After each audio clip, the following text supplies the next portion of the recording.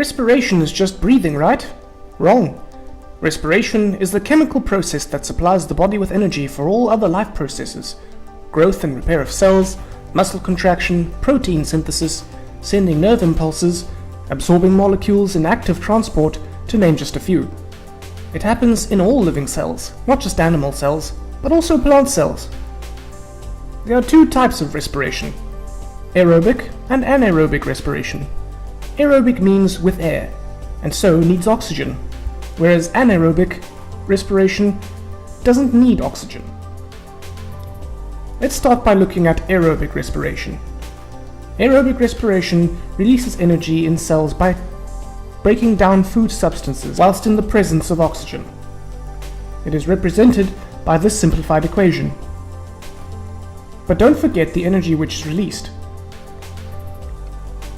Glucose is broken down by oxygen to release the byproducts of carbon dioxide and water. Energy is released, which is then used to make a special energy molecule called ATP. ATP is how energy is stored for later use by the body. Aerobic respiration happens all the time in all cells, usually in the mitochondria. Animals get the oxygen needed from the air through their ventilation systems. Plants get their oxygen from the air through the stomata. Do you remember how photosynthesis works? Compare these two equations. You can hopefully see that aerobic respiration works in the opposite way to photosynthesis. Plants produce their food by photosynthesis and then through respiration release energy from it. But don't be confused.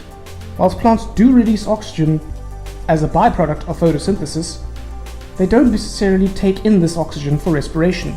They just take in any oxygen from the air. Plants respire throughout the day and night, as do animals, but they only photosynthesize during the day, when there is light available.